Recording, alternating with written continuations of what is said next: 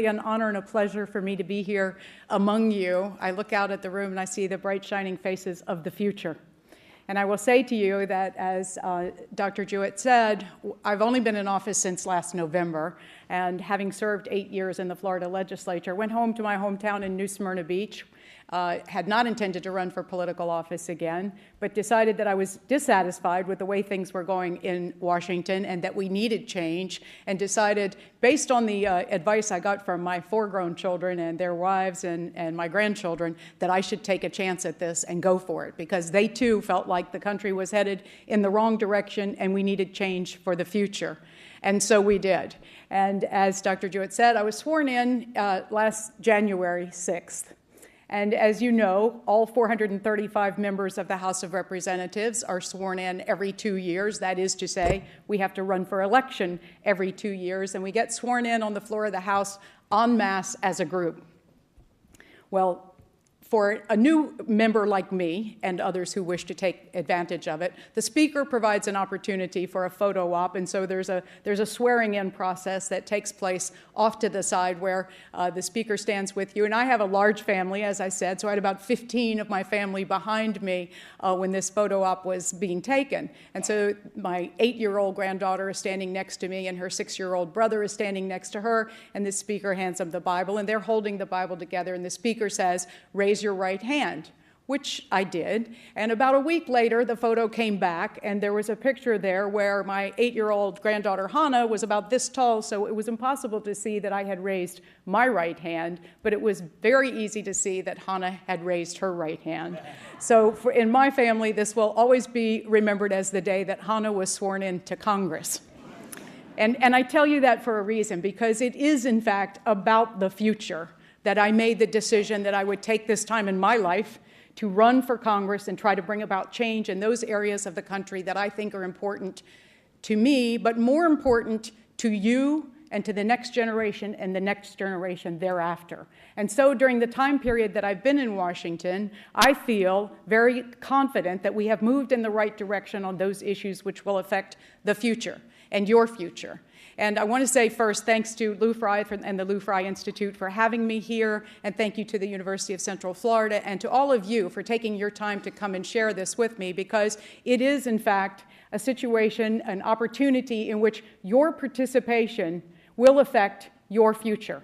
And your participation here shows that you have an interest in becoming involved and engaged either in your community and or in politics, and that you are concerned that your participation be useful and productive, and that you are able to be part of making a good community, a state, and nation for your future and your children and their children. And I think it's extremely important. We are at a threshold in this nation, I believe, on a number of different issues.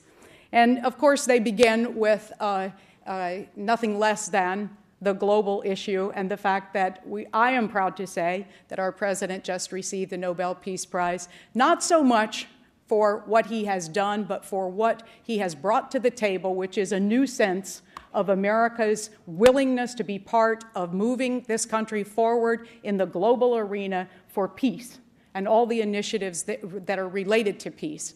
And so I think we can be proud of that and recognize that it is an opportunity for all of us to look at our role in the global world and ensure that we are the best that we can be as a nation. We have always taken great pride in America, and we should continue to do so. We have to do that in conjunction with our international partners. So I think that's something we can be really proud of. On the domestic level, obviously, there are things of great concern, and the first of which is the economy.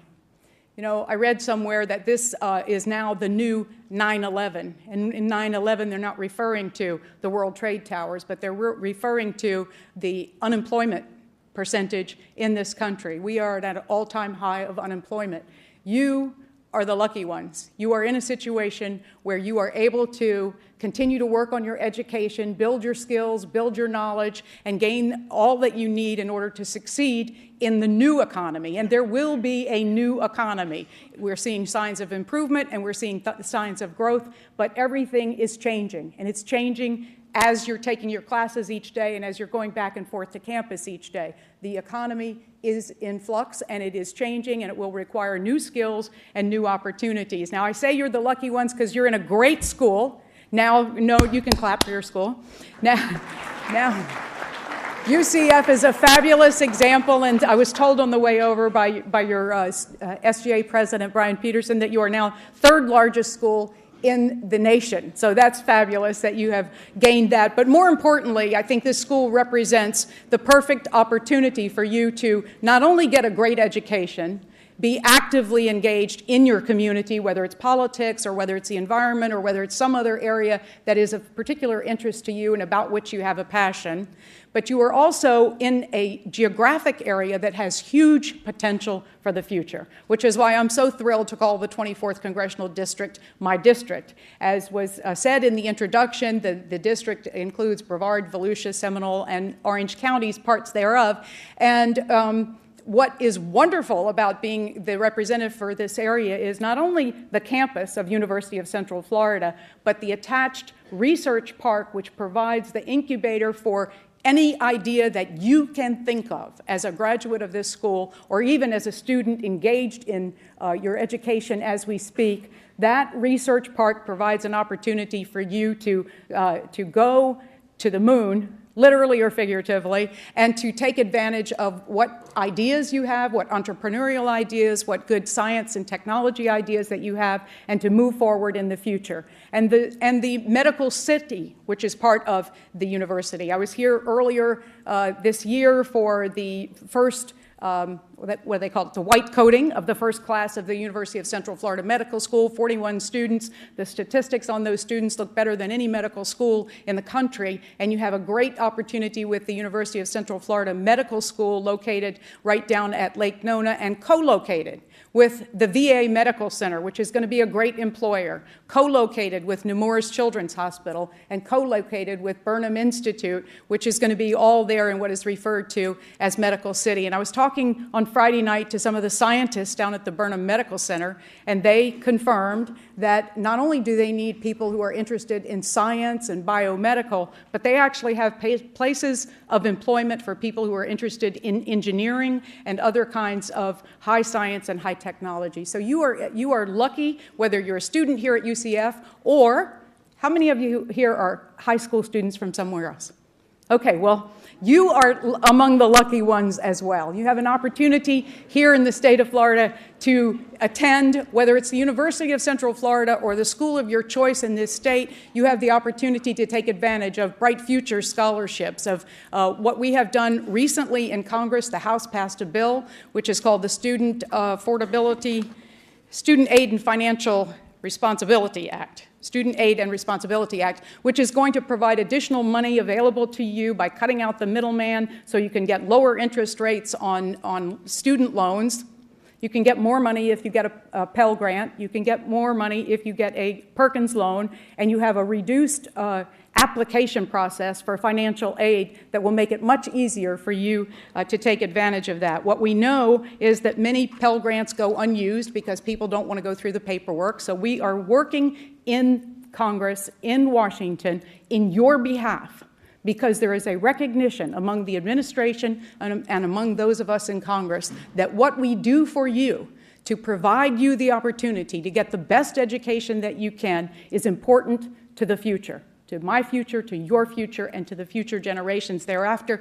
And for me, education has always been one of the most basic foundations of American democracy and how we have become great around the world and will continue to do so. So you are all the lucky ones, and I congratulate you for your hard work in taking advantage of those opportunities and look forward to seeing you continue to grow and be part of the community and part of the academic community as well.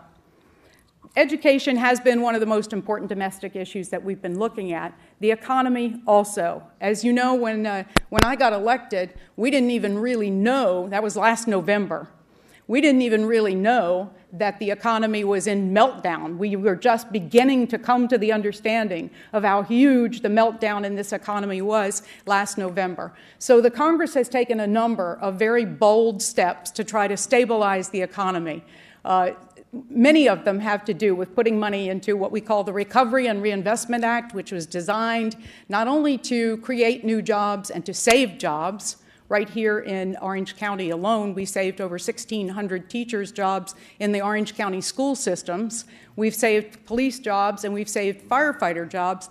But we are making a tremendous investment in other kinds of infrastructure, including alternative energies, including health IT, including opportunities for small businesses and entrepreneurs to have access to what they need in order to succeed in this economy. And we're proud of that. We think it hasn't quite taken hold yet to the full extent, but you will see transportation projects, green energy projects, alternative energy projects, and continuing opportunities for education and health care will be part of that Recovery and Reinvestment Act as it continues to unfold.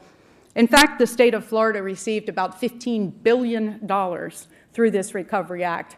And if it had not been for the $15 billion that was sent from Washington to Tallahassee to fill the needs of this state, I'm not sure exactly where we would be. Those of you who are in high school may have found that your classes were bigger, your teachers weren't there, that you had only a 4-day week. We feel that we plugged the hole, and we know that we've got a long way to go to ensure that this economy grows and the stimulus takes effect and provides opportunities for people in ways that are meaningful for the future. But I'm proud to have been part of that and to have supported it. Besides education and the economy, I think, again, the clean energy initiatives and the bill that we passed that had to do with clean energy is one of the most important things that you, as students, could be looking at as the new economy. I personally believe that any kind of job or opportunity or idea that you can think of that's related to alternative energy has the potential to be a winner. And for me, alternative energies are the win-win-win of this coming 21st century in technology. And the reason I say that is we know that we can create a new economy based on ideas that have to do with creation of alternative energy and also reducing consumption of energy. We know we can create a new economy based on these things and these needs and the opportunity for people to think of something and then to create it. And you have the skills and the knowledge, or can build the skills and the knowledge to be on the forefront of that and to lead America in the 21st century as the most innovative and entrepreneurial nation in the world in that regard. So it has the opportunity for a great economic boost to us, but it has also the opportunity to save for you and your children and their children and their children the environment. The habitat which we inhabit is subject to climate change, as you know, and even if you don't know, you should recognize that you want to keep a clean environment that we can be proud of as a place for future generations to live from now into perpetuity. And we are not doing that with our use of fossil fuels the way we are doing it today. The third part of that win, besides the economy and the environment, is national security. As you know, we are importing oil from people who don't like us very much and are not our friends in the global world, and it puts us in the situation of having to make national security decisions based on our unquenchable thirst for oil. And so the idea that we can reduce our reliance on foreign people for oil, which is really what runs the economy of this country at the moment, is something that will be good for the national security as we move forward. Again, I say for your generation, the next generation, and the next generation.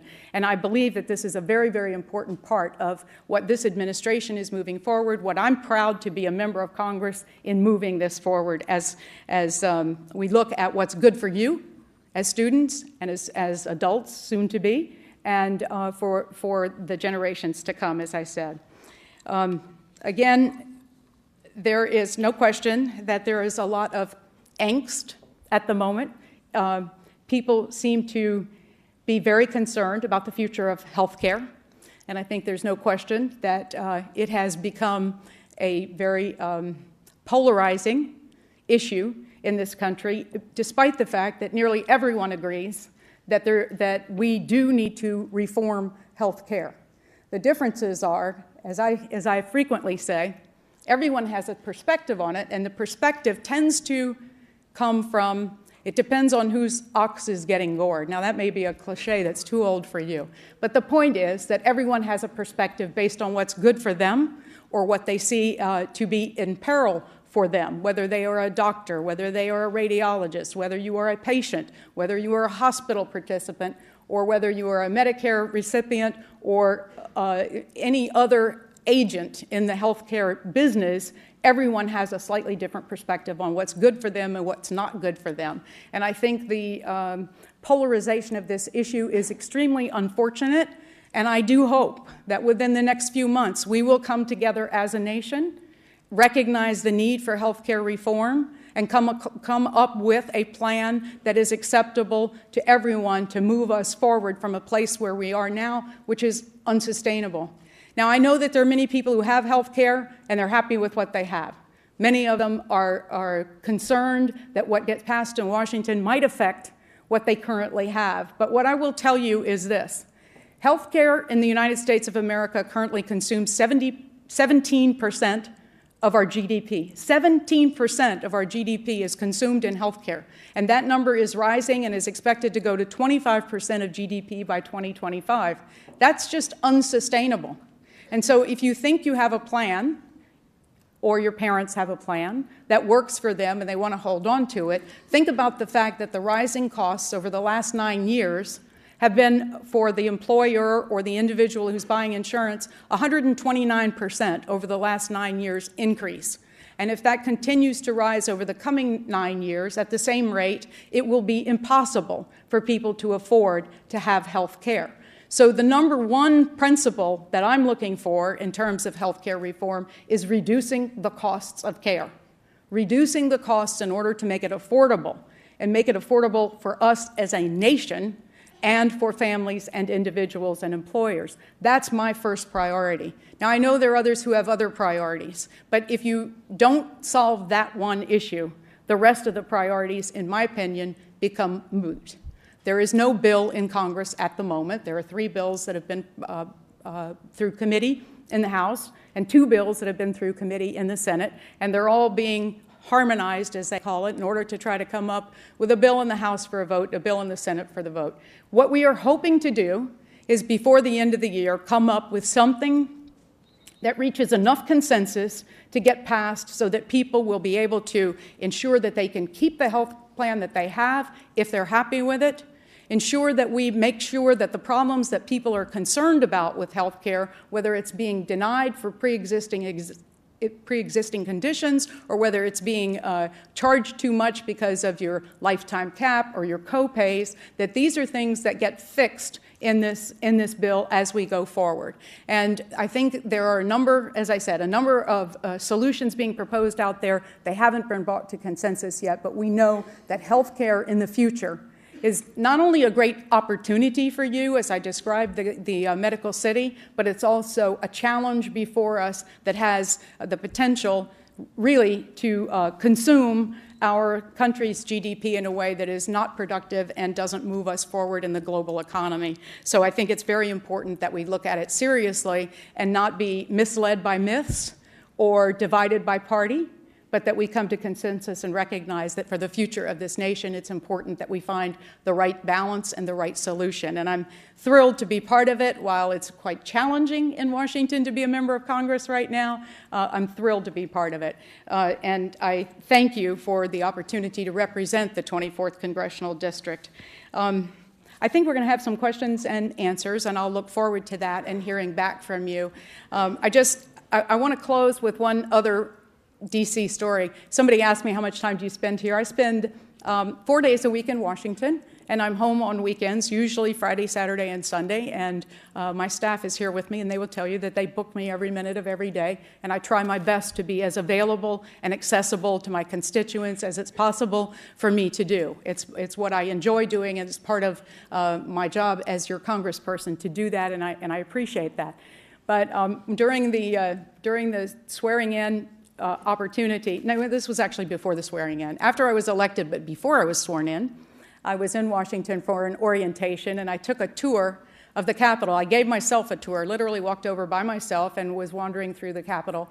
And I turned a corner and bumped into a class of 8th grade students from Volusia County. And this was very exciting for me as a new congressperson who hadn't even been yet sworn in. Very exciting for them, too, because I knew their principal and I knew their teacher, and they all recognized me as their new congressman from the Port Orange area. So my first paparazzi moment, they all pulled out their cell phones and took a photo of me or me with them, and that was quite exciting for me. But they went on about their tour, and I went on about my tour. And I would tell you that I turned the corner, and I found a little dark hallway that had a sign in it, and it said, authorized personnel only, or something to that effect. And I figured, well, I've been elected to Congress, they probably can get into this hallway. So I went into the hallway and I climbed the stairs from the first floor of the Capitol to the second. And I will tell you that I learned later that the particular stairwell that I climbed was a circular stone stairwell, and it had survived the fire of the United States Capitol from 1814. And as I climbed that stairwell, which I try to do frequently, each tread of the stone stair is concave, and as you go up the stairs, you recognize that you are literally following in the footsteps or stepping in the footsteps of our founding fathers, who created what I think is the greatest nation on earth, the greatest opportunity for you as the next generation on earth. And I will tell you that I am humbled each time that I'm serving there or walking those stairs by recognizing the opportunity that you have given me, but I recognize too the magnitude of the job, the challenge of the job, and I'm humbled by the opportunity to serve and to walk in those footsteps of our founding fathers. And I look forward to having a conversation with you in the question and answer. Thank you.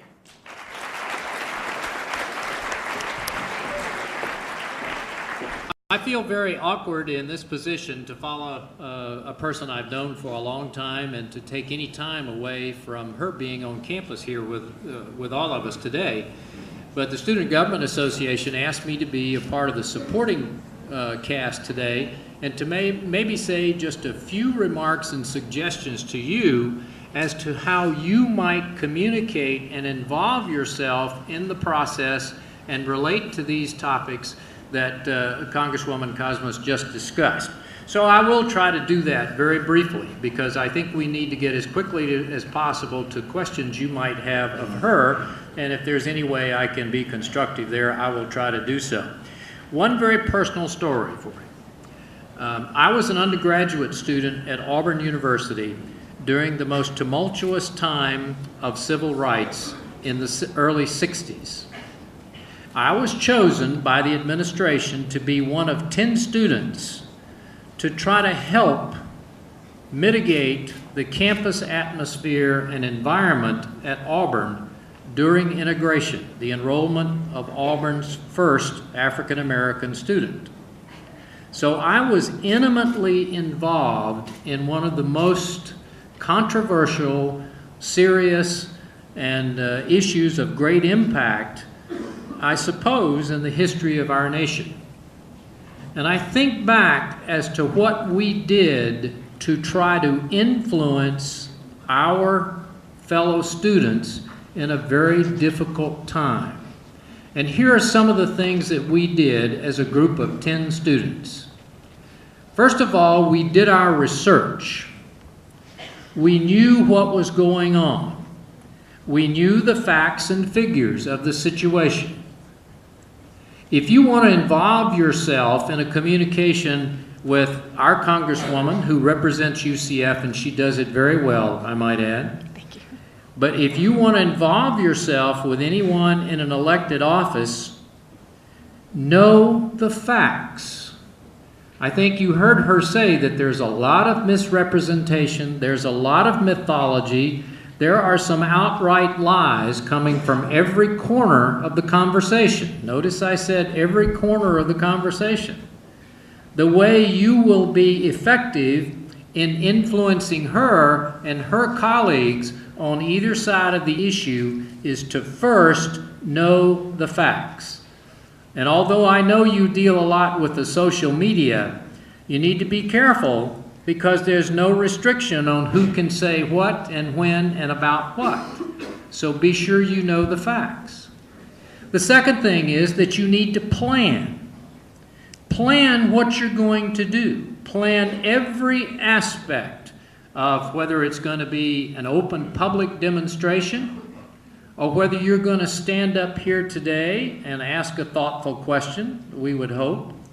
Whatever it is, you've got a plan. Don't wing it. Emotion works well in some political situations, but I'm going to share with you in just a minute what we know from the research has, or had at least during my time of coming along, has the most impact on elected officials. The second thing is that you've got to execute. You've got to be responsible, and you've got to follow through. And then finally, you must look back at what you do. If you go to Tallahassee to march on the legislature, for example, and you want to protest a cut in Bright Futures or a raise in tuition, that's fine. But follow through. If you get to meet with someone, write them afterwards and thank them for meeting with you, whether they agreed with you or not. These are simple things that work. When I first started lobbying for a university, one of the first things I did was to try to take advantage of some of my graduate work, like Dr. Fine and Dr. Lanier and Dr. Jewett, some of the things that they teach. So we did a little survey. This was the Alabama legislature. And we gave them 26 items. By the way, the computer and the social media was not even in existence then, so I realized that we were a little bit short.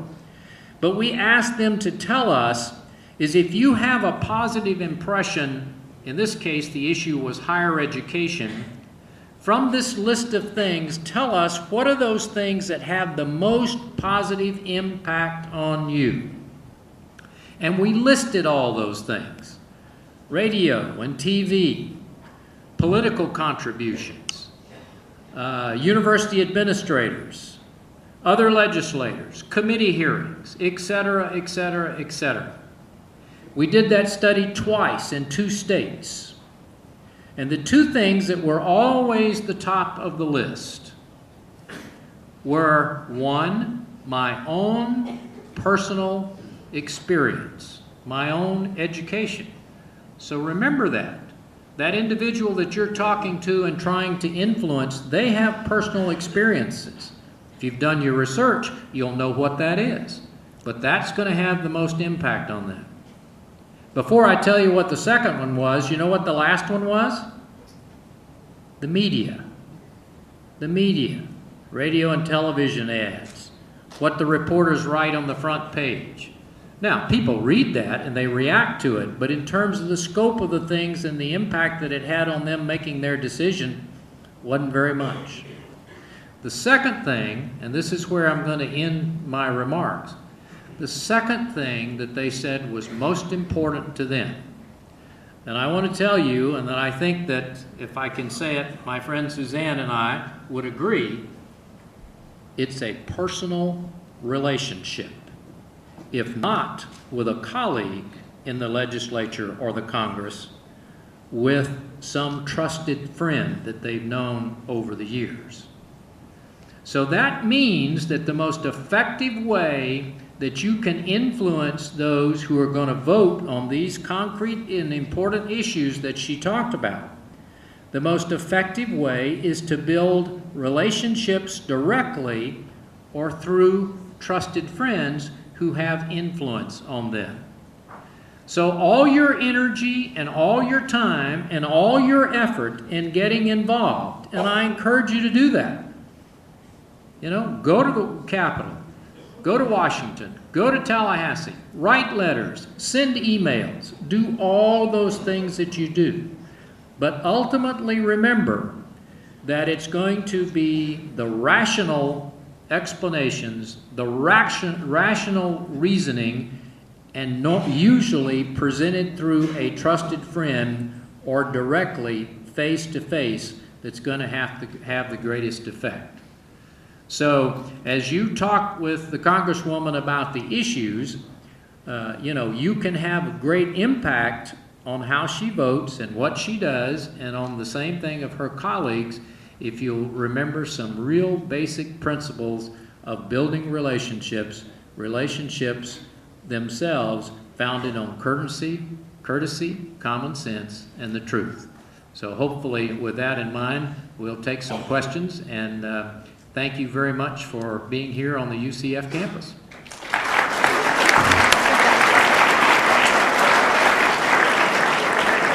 You were talking about healthcare, and we keep hearing about how there's 47 million uninsured Americans, but to me that figure seems kind of misleading. According to the U.S. Census Bureau, 17 million of the uninsured make over $50,000 a year, with 9 million of those making over $75,000 a year. These people could obviously afford health insurance, but they simply choose not to pay for it. If we also exclude immigrants, people who already qualify for Medicaid, and the transiently uninsured, we find that only 9 to 13 million Americans are systemically uninsured and legitimately cannot afford health insurance. Given our current fiscal and economic situation, does it make sense to radically overhaul 1/6 of the American economy and spend over $1 trillion over the next decade to ensure less than 5% of the U.S. population? Instead, shouldn't we be focusing on cost-cutting measures that don't require government funding, such as tax credits, tort reform, and increased portability?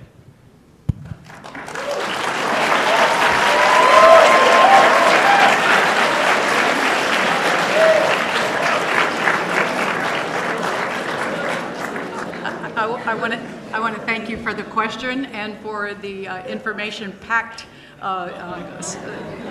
comments that you have made. You've met Dr. Holsenbeck's first requirement of know your facts.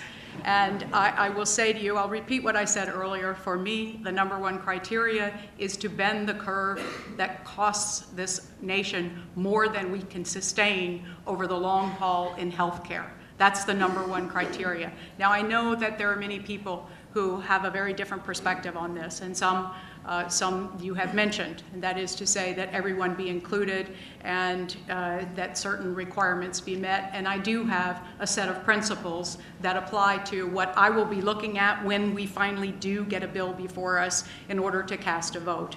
But for me, the fiscal responsibility part of it is primary. All the things that go along with it are regulatory in a way that is intended to have better outcomes for more people at a lower cost. And that's a very difficult equation, as you can well imagine. But I think you've pointed out some of the weaknesses of attempting to do too much, and we are looking, as I said, at solutions that will try to bring us the best compromise, the best consensus, and the best outcomes. As I said before, there are 3 bills working their way through the House, and there are 2 bills working their way through the Senate. Some have a mandate so that those people who choose not to be insured would be required to be insured. Some do not have a mandate. And some have tax credits, and some do not. And some require employers to provide it, and some do not. And so at this moment in time, I think it's appropriate that we have a very healthy and robust dialogue about what the outcome we want to achieve as a nation is, and that we hopefully will end up with something that will bring us at least on the right track to getting what we want to accomplish and be fiscally responsible at the same time. As young people, we should be especially worried about the massive deficit spending by our current Congress and previous Congresses as well. A college student graduating this year will have to pay on average $130,000 in additional taxes throughout their lifetime. How can you claim that Congress is doing anything to help us when all you're doing is based off of money taken from future generations?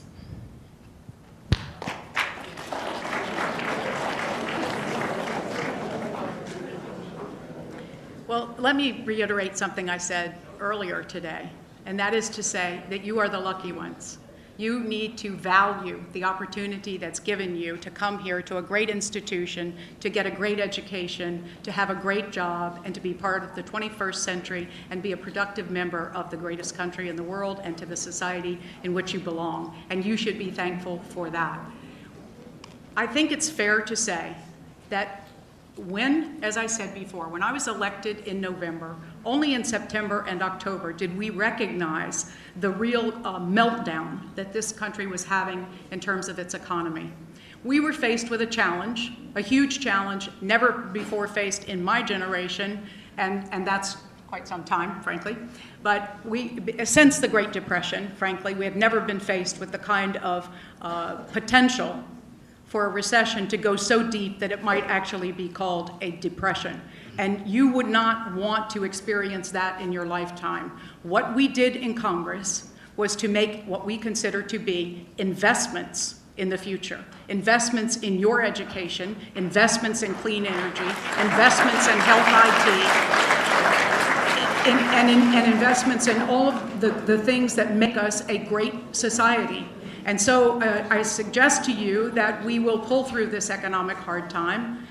You will be part of building a future which is successful, prosperous, innovative, and continue to lead the world, and you will be proud to do so. This is an unprecedented time period during our economy, and as I said before, don't forget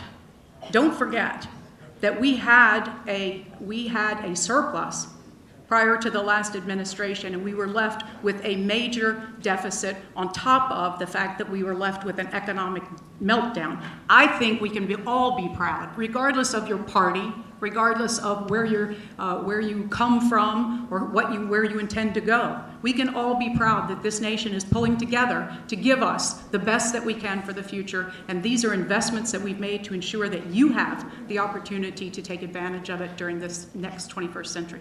I'd also like to thank you for voting for H.R. 3221, the Student Aid and Fiscal Responsibility Act. I'm proud of you. My question is, how do we get that bill into the Senate, and what can we do to get them to vote on it? And how soon can that happen? Well, first of all, thank you for your comments. I do appreciate it. And if the phones are a little slow, we can use more interns. So anybody here, I want to thank Benny also for his internship in my office. And those of you who have interned, we appreciate it. We do work very hard to be accessible and to respond to your questions and your needs. So thank you for your comments. I am a very, very proud sponsor of the bill that you described, the 3221, that provides greater opportunities for education, whether you're in a situation of getting a student loan or a Pell Grant or a Perkins loan. Whatever your situation is, you, if the Senate passes this bill, which I believe they will be greatly advantaged by this process, which puts $80 billion back into the direct student loan program that was otherwise going to a middleman known as profit. I don't have anything against profit at all, but when it comes to educating our students, as I said before, to me, education is the bedrock of America's success, the American democratic experiment that we're still going through after 200 and some odd years, and I'm very, very proud to have supported that. The best way for you to get the bill into the Senate is to communicate directly with the members of the Senate, and the members of the Senate, of course, as you know, Senator Nelson represents this area, and a new appointee, George Lemieux, and so your best way to get them to take action is to communicate directly with the senator's office and let them know that this is important to you and that you want them to take up the bill and move it forward.